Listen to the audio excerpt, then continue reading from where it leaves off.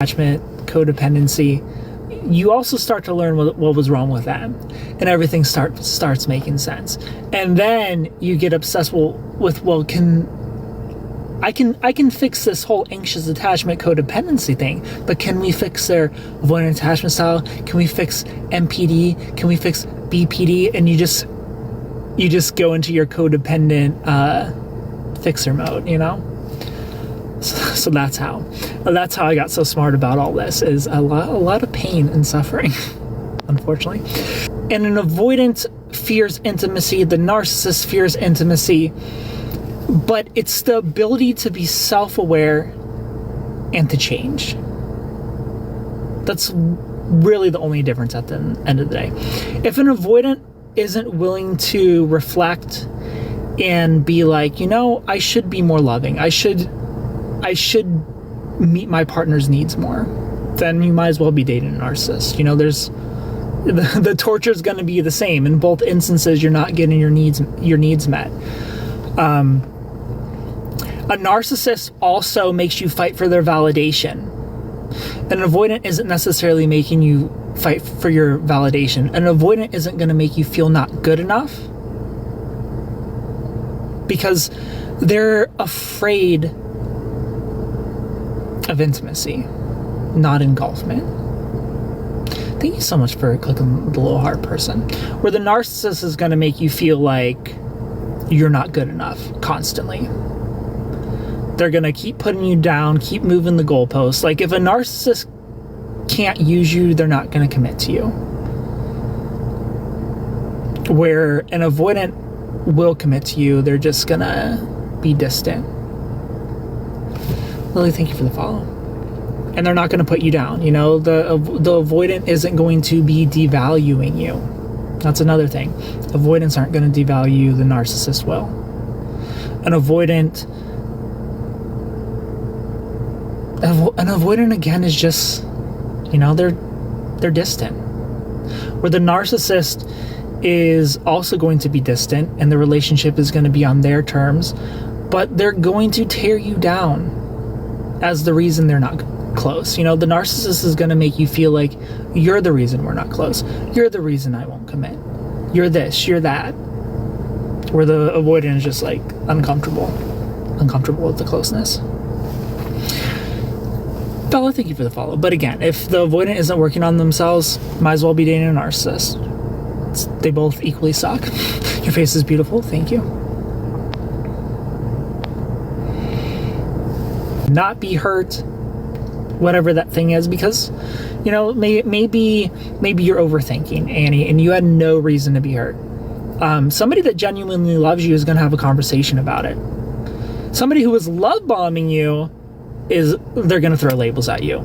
They're going to call you insecure. They're going to call you jealous. They're going to call you needy. They're going to call you a narcissist, instead of having a conversation about how they hurt you and how you two can move forward without pain. So that's how you know. That's how you know, is when they stop caring, Annie. Somebody who genuinely loves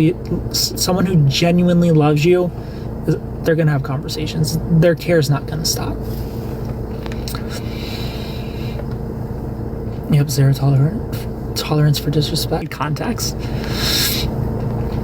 makes being codependent easy. Then comes a major split to devaluation. I was cooked after that, for sure. Rocio, no. Hello, Maddie. Hola. Hello, Sa. Marlene, thank you for the follow. Hi from Minnesota. Hello from Minnesota. How are you? You gotta plug me in. It's one of the easiest red flags to point out, or people who are constantly complaining. They're complaining about the weather. They're complaining about lines at an amusement park. It's like, oh, why isn't the world just set to the temperature I like? Why are there 0 lines? Why isn't there a line just for me to get to the front? You know, they're always complaining. You can never have a good time with a covert narcissist. Borderlines are better at it. Covert narcissists are impossible. Covert narcissists complaining every step of the way. They will find something to complain about. And, you know, like, you can have a thought of like, it's so hot, but you're not going to express that in a complaining, whiny way. You're going to internalize that and move the fuck on. A covert narcissist, they're going to externalize that and make sure everybody else is also miserable, you know? Borderlines can be chronic complainers too, but they're not necessarily going to complain about the weather and the long lines and, woe is me, every day fucking sucks, you know? Like, borderlines are better at that than a covert narcissist. But it's such a red flag. Chronic complainers are such a red flag, Mason. So it should be a turnoff. If it was about his ex-wife, him insisting on a friendship with her. Okay, Annie G. So it was about his ex-wife, him insisting on a friendship with her. Over that, I felt like calling. Can you see my above message for context? Yeah, Annie. I mean, set that boundary, Annie G, because that's weird. We're not being friends with our exes. We can be cordial. We're not being friends.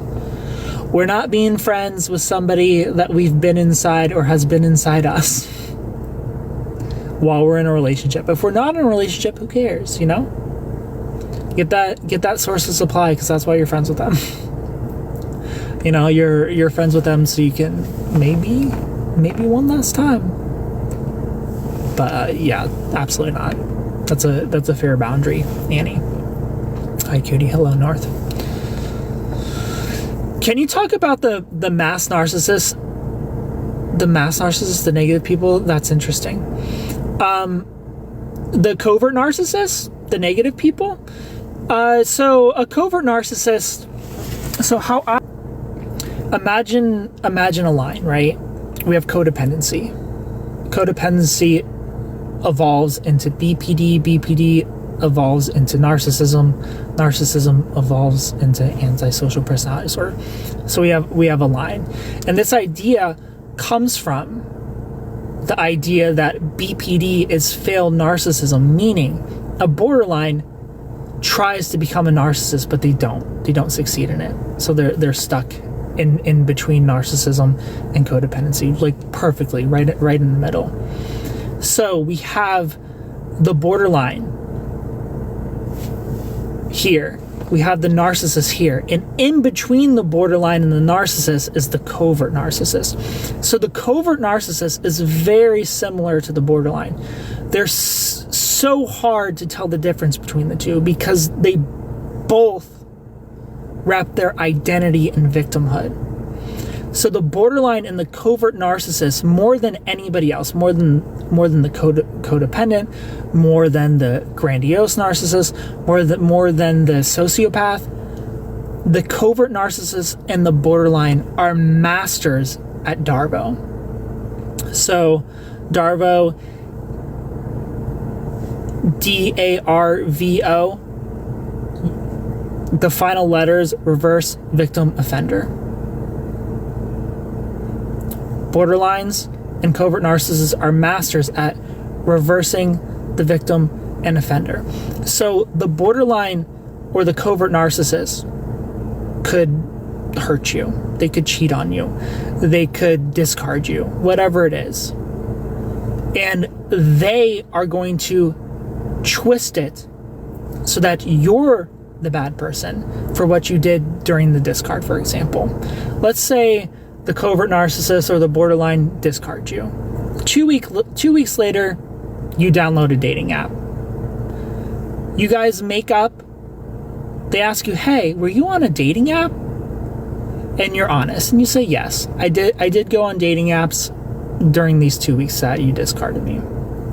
And now, instead of the conversation being about the discard, the conversation is about you're a cheater for downloading dating apps after I discarded you.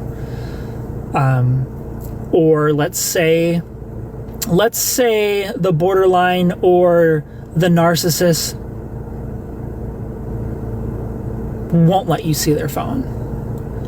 And you get angry that they won't let you see your phone. Now, instead of the problem being I won't let you see my phone, like I won't let you read the messages between me and somebody of an opposite gender, Your reaction, your anger is the problem, not the fact that I won't let you read the messages. Now we need to talk about how you're unsafe and how you're scary because you're angry at me. So this is reversing the victim and offender. This is what the borderline does. This is what the covert narcissist does. They have to be the victim at all times. And they warp reality until they are the victim no matter what. No matter how much they hurt you, no matter what it is they did to betray you, they warp reality until you're the bad guy. You will always find yourself defending yourself anytime you're mad at them. Anytime you get hurt, anytime the borderline or the covert narcissist hurt you, and you confront them about it, you will always end this confrontation in defending yourself, defending your stability, defending your worthiness of love. Because again, the borderline, the covert narcissist, they have to be the victim. So if you're dealing with somebody whose whole identity is victimhood, you're going to be dealing with one or the other. Now, what's the difference between the borderline and the covert narcissist? A borderline is perfect 50-50. So the borderline has two twin anxieties. The borderline fears abandonment and they fear engulfment at the same time. Engulfment means a fear of control, a fear of becoming one with somebody, a fear of interdependence, a fear of becoming enmeshed. A borderline fears this just as much as they fear being abandoned. Where a covert narcissist, because the narcissist's main core is the engulfment side. The grandiose narcissist has almost none of this abandonment fear, and the sociopath has like absolutely zero. As we get closer to the borderline, you have more anxiety of abandonment and less of engulfment. Where the borderline's 50-50, imagine the covert narcissist is maybe 60-40. 60% engulfment fear, 40% of abandonment fear. The covert narcissist is still going to have some of those abandonment fears. That's why they seem so similar to a codependent or a borderline. But they're still ultimately going to fear intimacy. And like I said earlier, the covert narcissists, they're going to be chronic complainers. They're going to be complaining about everything because their identity is victim. I'm a victim, I'm a victim, I'm a victim, I'm a victim. That's the covert narcissist. Where the borderline isn't always in victim mode. The borderline is in victim mode when they hurt you. It's like, oh, I did something bad. How do I distract you from the fact that I just hurt you and make this about me being the victim, make this about you being unsafe? Half of the time, the borderline can be this sweet, perfect angel, who's the most perfect thing you've ever met, and they're just amazing and full of love. Where that covert narcissist, they're always just dragging everything down. They're always complaining, always making everybody miserable. So the main difference between a covert narcissist and a borderline is that the borderline only becomes the victim when they have to distract you from pain that they've caused. And the covert narcissist lives in it. They live in the victimhood. The world is out to get them. Nothing can ever go their way. Hello, Angie, how are you? It's always too hot, or it's always too cold, or the lines are always too long. There's always complaining. Danielle, hello, how are you? Do a video on the covert narcissist. When can I breed? Breedable. When are you ending the stream? Pretty soon.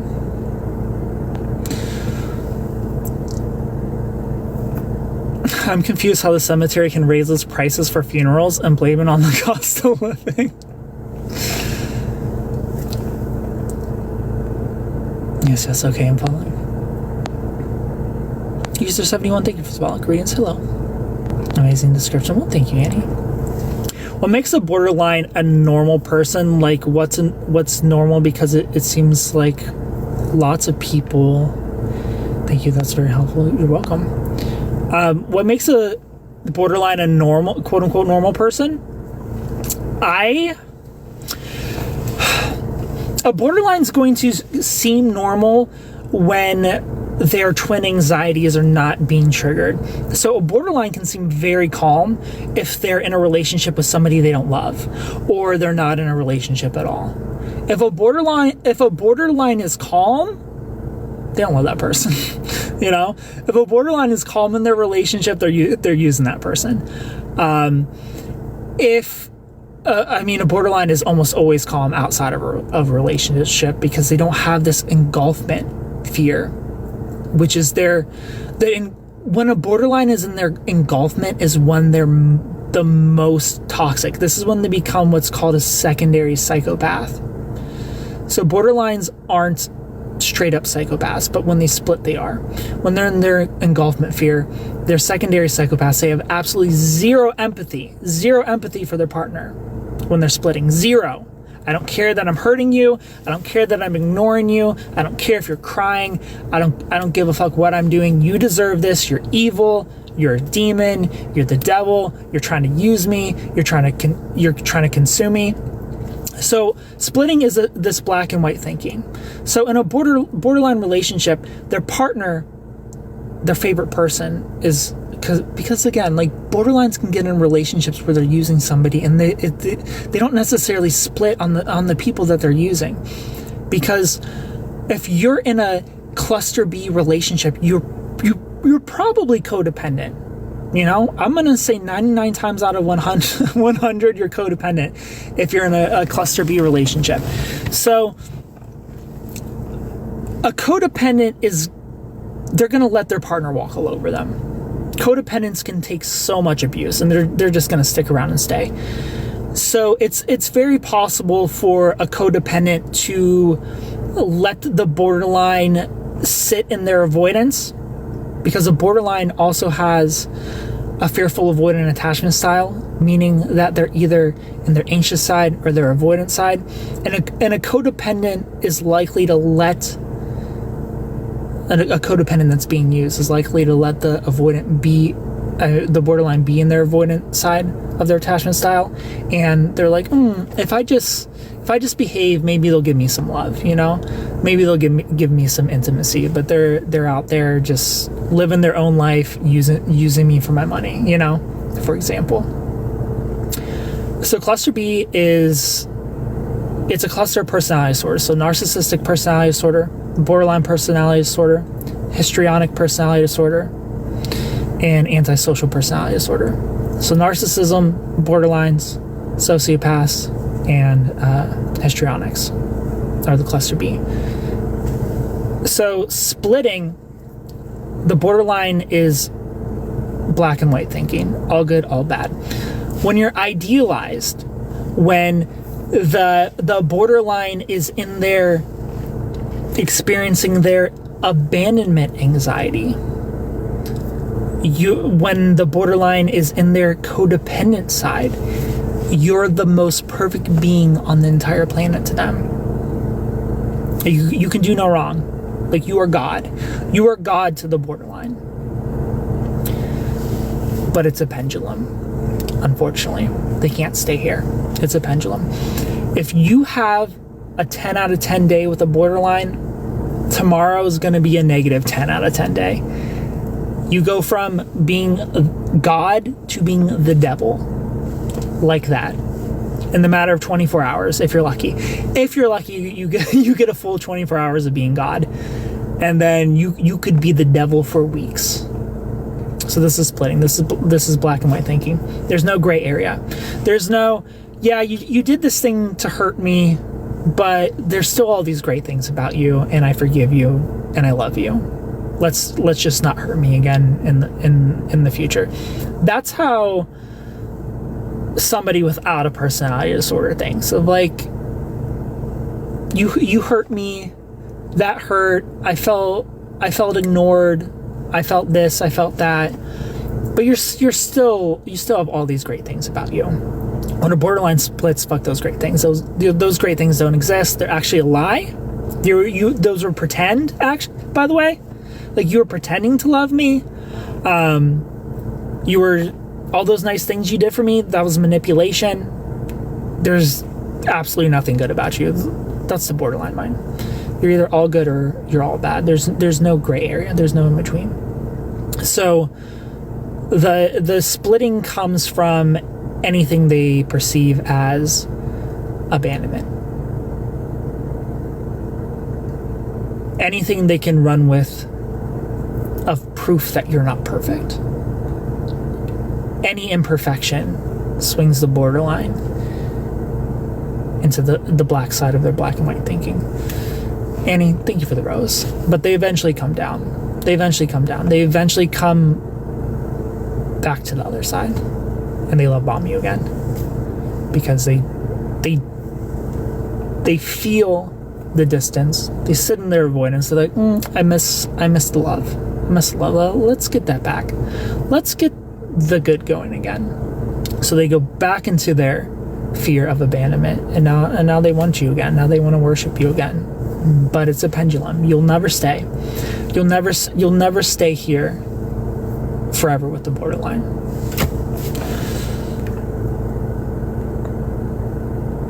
Oh, I know the cycle.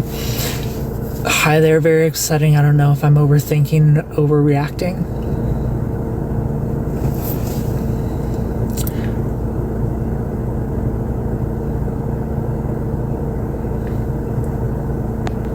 Have a good night, y'all. Thanks for being here. Helene, thank you for the follow. Speak Spanish? No. Thank you for the rose.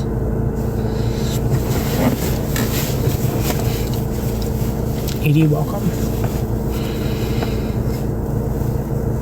At 96 alone. So what causes the splitting? It's literally any imperfection causes splitting. Any imperfection. You could put ketchup on the wrong food and they're gonna split on you. Cass, hello. Like, the borderline again is constantly looking for proof that you're evil, because again, nobody could love me. I'm unlovable. This is how the borderline feels. I'm unlovable. Nobody could love me, and you seem like you love me, but you don't. You're pretending. You're using me.